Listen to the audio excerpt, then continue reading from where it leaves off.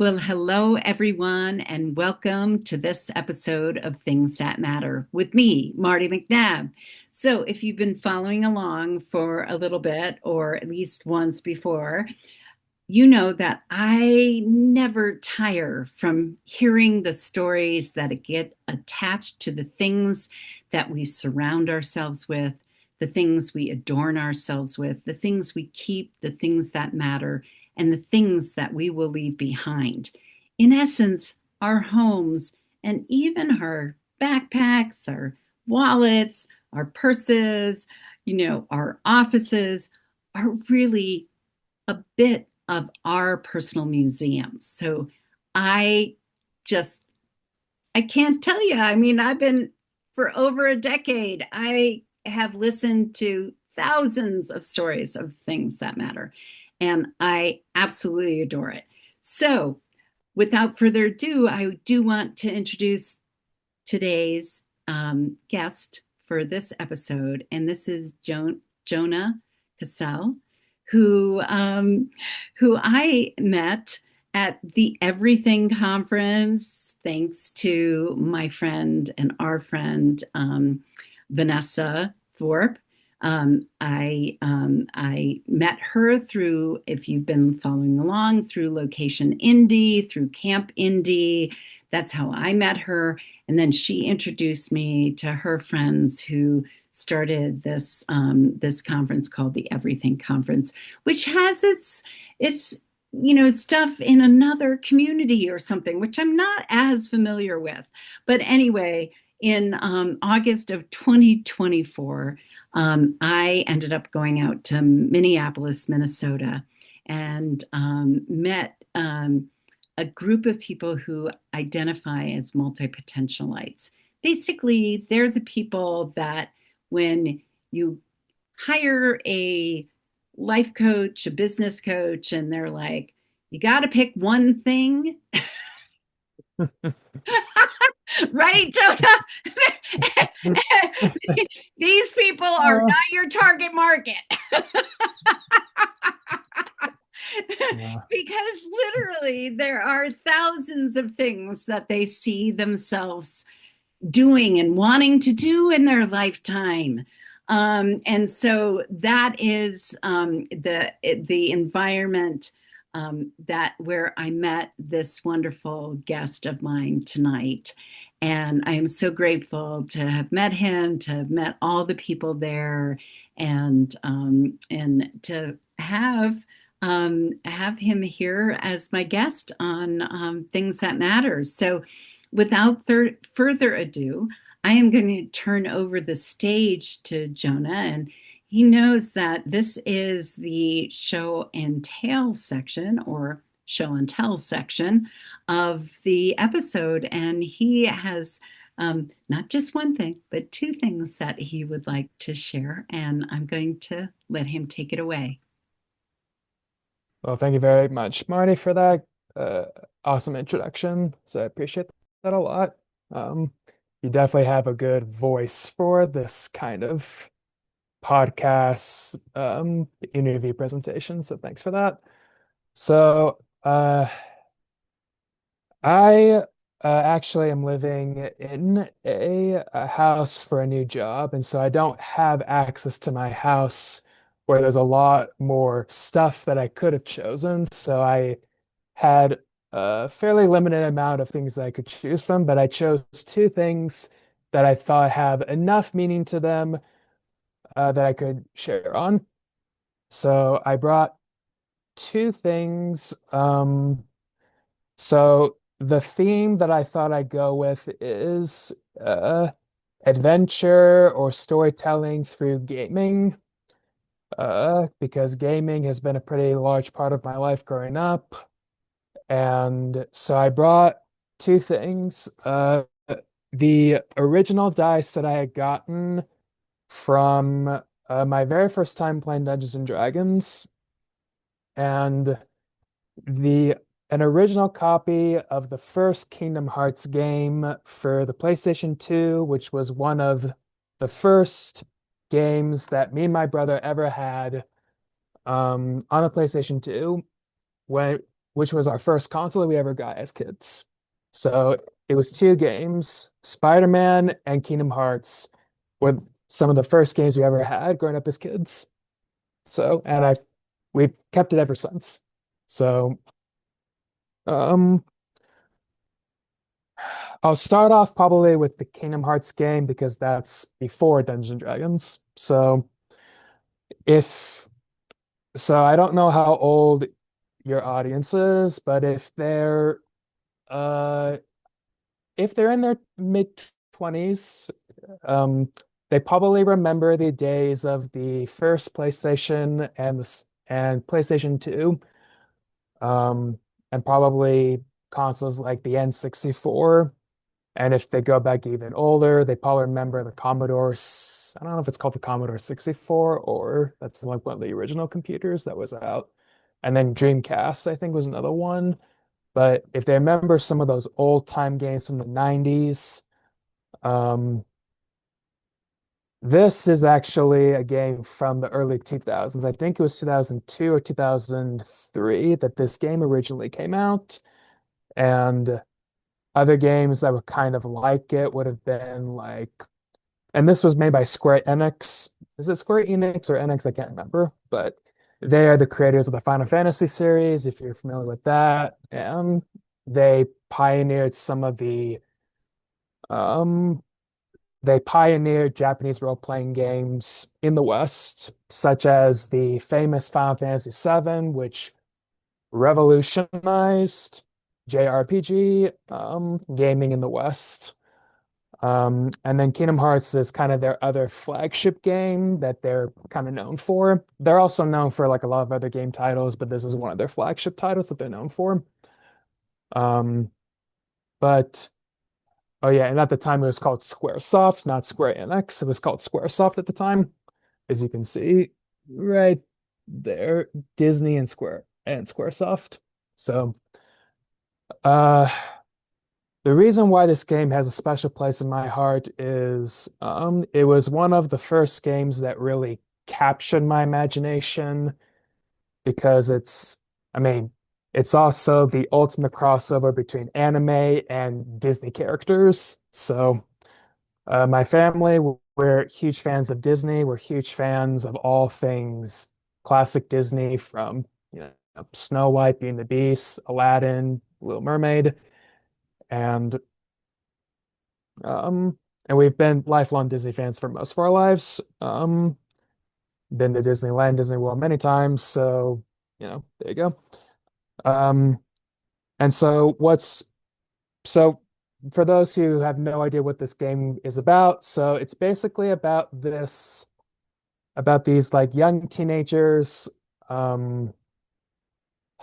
named Sora, Riku, and Kairi, and they exist in the world, like in their world.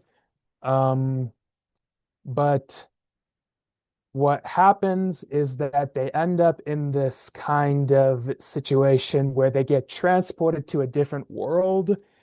And there's these worlds that exist, and they are Disney worlds, and they get transported into these different worlds, and they end up fighting alongside these Disney characters against these dark forces called the Heartless. These dark forces are like embodiments of like darkness out of people's hearts. And the lore, by the way, gets really complicated from there on. But the basic idea is that it's basically a story about good versus evil. It's about the power of friendship and about coming together as a team to fight against these dark forces that are trying to take over these Disney worlds. And this anime looking character Sora fights alongside Donald, Goofy, Mickey Mouse in this like crazy complex, like multi-world just adventure. And since then, it's a whole franchise. So it's had what, like a 25 plus year franchise that's ongoing. And Kingdom Hearts 4 is going to be coming out about next year is when they're predicting, but there's been how many games? Kingdom Hearts Chain of Memories, Kingdom Hearts 2, Kingdom Hearts. Birth by Sleep, Kingdom Hearts, Dream Drop Distance, Kingdom Hearts. I forget the exact name of it, 365 and a half days, something like that. That's not the correct title, but it's close enough. And then Kingdom Hearts 3, which is the most recent game, which came out in 2019, 2020. And it's been 5 years now, and we're still waiting for the next game to come out. But the Kingdom Hearts 3 took about 5 years in development as well. So, the director who made that game is Tetsuya Nomura, and I don't know if that's how his name is actually pronounced, but just when you sound it out in English, that's what it sounds like. And Tetsuya Nomura has done a lot of work on the Final Fantasy games, so he's had a pretty integral part in like the franchise. So, but anyways, this is one of those games that just kind of inspired me. My love for storytelling, my love for just good, authentic, just fantasy and classic storytelling that has kind of influenced kind of how I like to tell stories and has it's kind of a good representation of the kind of games that I like to play, narrative driven, action, and I guess role playing kind of games. And so it's just been a really big part of my life, both me and my brother's lives, is this franchise. Um, Not a whole lot of people know about it except for people who are like in on it. I'd say probably the other video game franchise that's been a huge part of my life is The Legend of Zelda, which when I was a kid, no one really knew what that game was. But ever since Breath of the Wild came out on the Nintendo Switch, now like a lot more people have heard of it, like know about it. But back in the day, it was probably only known to like the people who like followed Nintendo and like that kind of stuff. Um, so then the next thing that I want to show, speaking of role playing, is Dungeons and Dragons. And here's some of the original dice. So these are black dice. Um, I don't know what the material they're in. I think it's just marble, but this dice belonged to one of my freshman friends. I kind of accidentally stole them from him because he never like asked for them back. Like he had like this dice on the table and I like used the dice and then I just pocketed it and he never asked for them back and I never gave them back.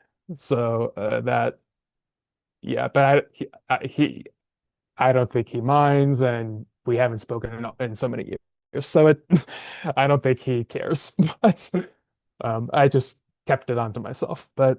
Um but I had gotten in Dungeons and Dragons when I was in freshman year of college. Um, I had a group of friends who we were in like a couple seminars together. Um, and the guy who would be, and for those who don't know what Dungeons and Dragon is, it's basically a tabletop social role-playing game where people basically it's kind of the ultimate form of storytelling because there's no board, there's no equipment. It's just your imagination, some dice, and a piece of paper and a pencil, and you create kind of a character that you play, that you role play as, and the dungeon master, also known as a game master, narrates the world that you're in, usually kind of a medieval fantasy world, because that's where Dungeons and Dragons is set in. Kind of Lord of the Rings inspired Tolkien-esque kind of world. And you basically the dungeon master is telling a story and you are the stars of the show and you are basically uh acting out your characters in response to the world around you. So you might be fighting monsters, you might be exploring dungeons or these complex like temples or ruins with treasure inside and you have to go and collect treasure. Or you have to fight against whatever mysterious force is, acting in the world. You might be fighting goblins, you might be fighting orcs, or you might be fighting bandits that are trying to take over a town or something. It gets really crazy. But you roll these dice, which determine your success in something. So let's say I want to jump across a chasm that's 50 feet in length. Well, I have to roll one of these dice to see if I'm going to succeed. And if I roll too low, I fail. If I roll high enough, I succeed. If I roll the highest, which is a 20 on a 20-sided dice, then that's an ultimate success. And if it's a 1, it's a critical fail. And if it's a critical fail, something bad happens to you. If it's a critical success, I don't know, like you overwhelmingly succeed and everyone cheers for you. But that's basically how it works. And my first ever adventure was I was a wizard named Sovalis, and I was a high elf, kind of woodsy wizard. And I got so engrossed in this game that I spent all of my free time just reading the rules.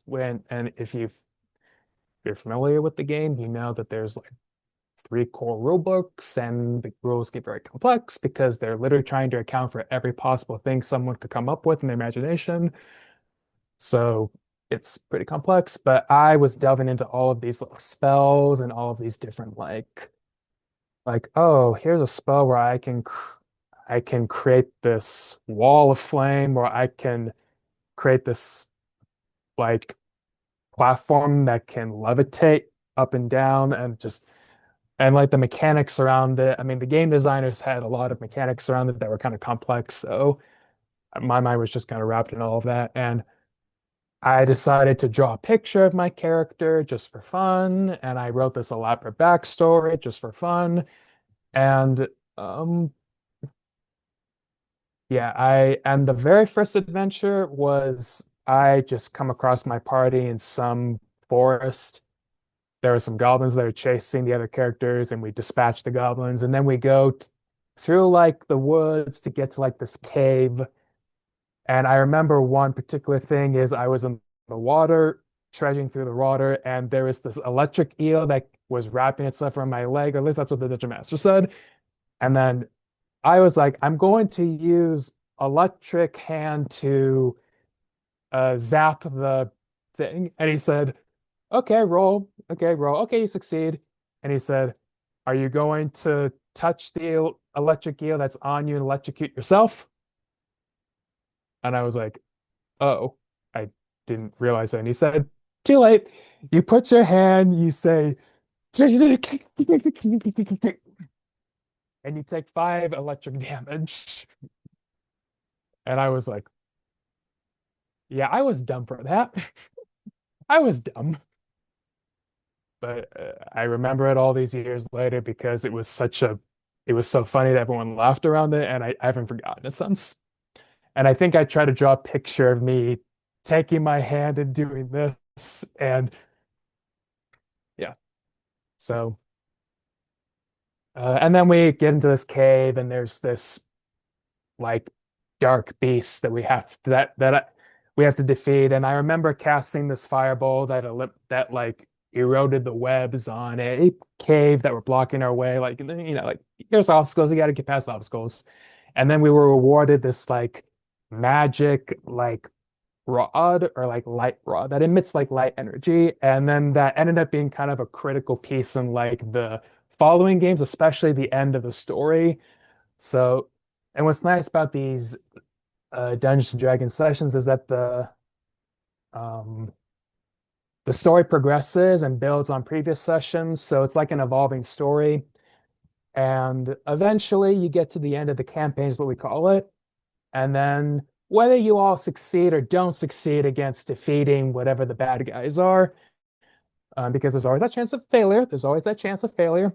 Um, the point is that you're telling a collective story and everyone's having fun. So if you're like an actor and an improv actor, it's like the perfect game to get into.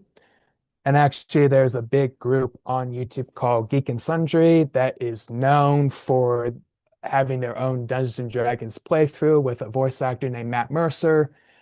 And he's got other voice actors that do their characters. And they got like, I think at least 2 seasons. I only watched the first episodes of a couple of the first season. But they're like 2 3 hour episodes, so it's pretty long to get into. But if you're like into that, you could do that. Um, but yeah, so uh, I would say that's kind of those kind of things have always kind of sparked my imagination and have kind of informed my kind of style of kind of like interactive storytelling. And since then, I became a dungeon master myself and I started hosting games for other people to play. And other people were like, oh my gosh, Jonah, you are like amazing at this. And I'm like, well, I like this stuff. Much so that actually in this last year, one of the deacons at my church asked me, hey, we have like a every 2 months we have like Dungeons and Dragons like gaming like event that we host where we invite the whole community from the city to come and play. Would you like to be a game host for one of our tables? And I said, absolutely. Oh, And like 100 people come and like 5, 6 people came to my table and I was playing with them. And then afterward, my friend came out to me and said, I heard nothing but positive, amazing remarks from the people. Like they loved you. Thank you so much for giving them a good night of entertainment. I said, my awesome. pleasure. So, Fantastic. Oh, that's and so I good. and that brings us to the present day. I haven't been able to do that since because I'm working a new job, but Yeah. it's Yeah. therefore that's a little bit about kind of the history of these Yeah. Person, objects. your personal history. So, as you know, one of my follow-up questions to all my guests, because I speak about legacy and how legacy, even if you Google it and you find that legacy, according to Google, is how much money you have, and or real estate. I call BS on that. And I believe it's our stories. You're talking about stories, the gaming. I love this perspective about gaming as being really an interactive storytelling. And needless to say, it's as I mentioned also before and on this podcast many times, it's not that things matter. It's that it's the stories that get attached to them that often do. And so my follow-up question always is, what would you like to have happen? Have you thought about what you'd like to have happen with these things when you're dead and gone? Oh, dark way of saying it, but um, well, um, I would say the main thing that I would love to do, um, as far as this is concerned, I don't want to get rid of it. I like to keep it as a Yeah, memento, even yeah. if I don't like use my PlayStation 2 anymore or anything like that. Although I still have the PlayStation 2. I would love to be able to maybe if I get married and I have kids, I'd love to be able to introduce this game to my son or my daughter and say, hey, this was a great game for me. I'd like you to try it. And whether or not the PS2 will be functional at that time, I don't know. But Right. there's remastered versions of this that you can play on the updated console, so that's fine. But I would want to say, hey, you should try this out. I think you'd like it. Yeah, And share that with them. yeah. And as far as Dungeons and For Dragons is you. concerned, whether I keep these dice or not, I don't know. Whether I lose them, I don't know. But I would love to share my love for D&D and say, hey, I would love to play with my kids doing this thing Yeah, and give them those positive memories yeah. uh, as they grow up with their dad. Fantastic. I love that. I love that. So, the next part of this episode is for you to share with my Lookin' listeners a bit more about you, the work that you do, and how they can connect with you. So, if you give me a minute, I'll turn over the stage to you.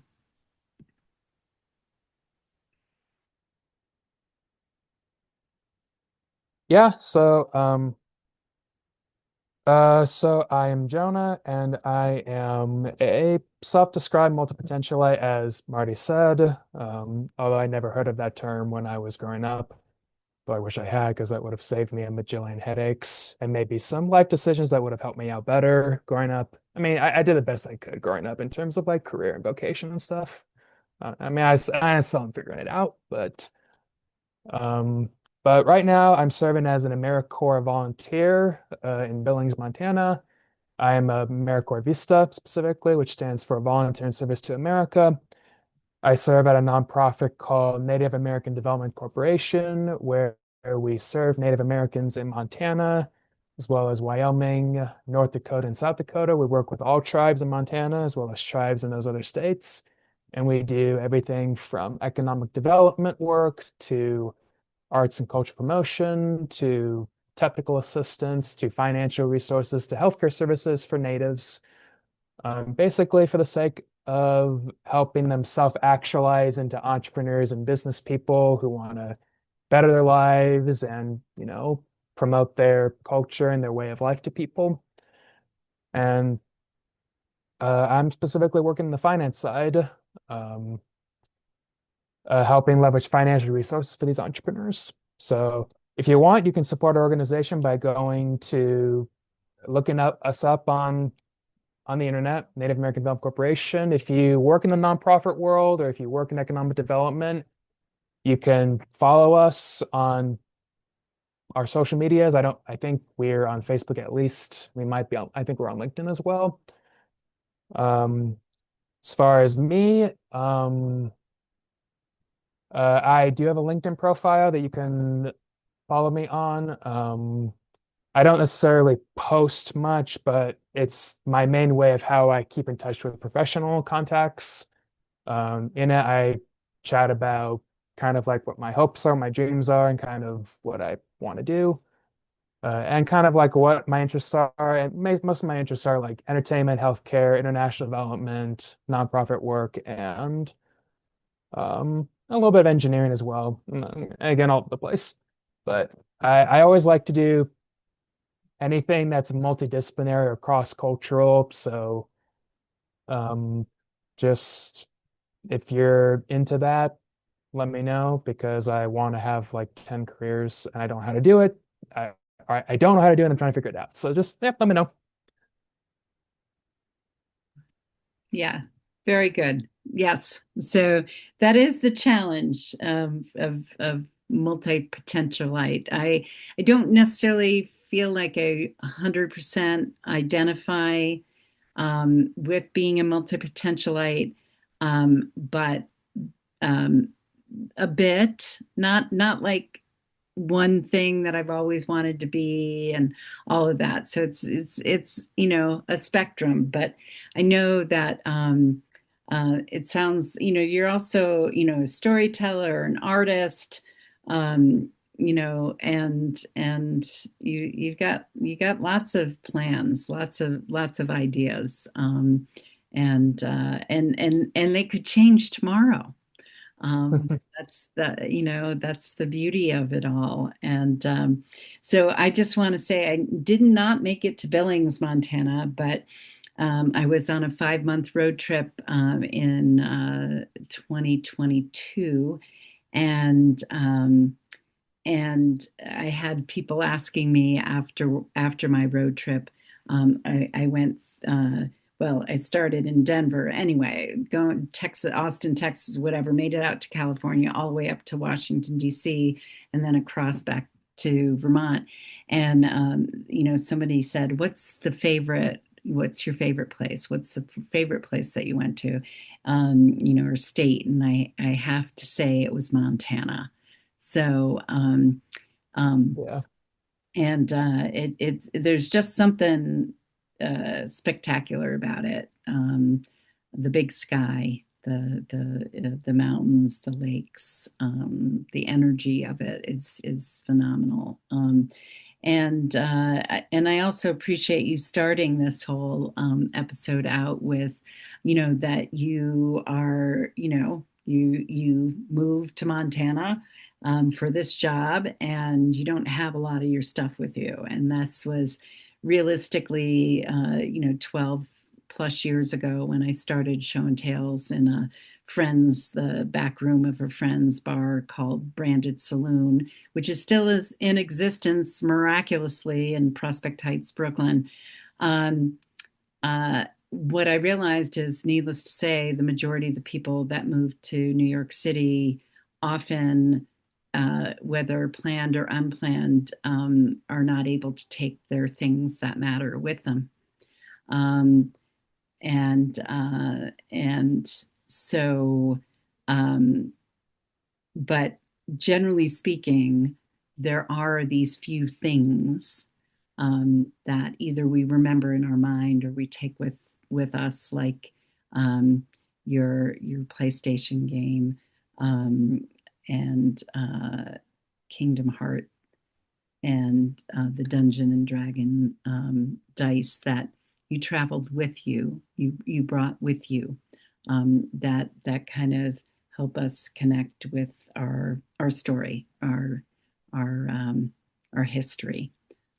So I thank you very much, Jonah, for joining me tonight. It was a pleasure meeting you at the Everything Conference and getting to know you more during this episode. And I look forward to staying in touch. And again, I want to thank you.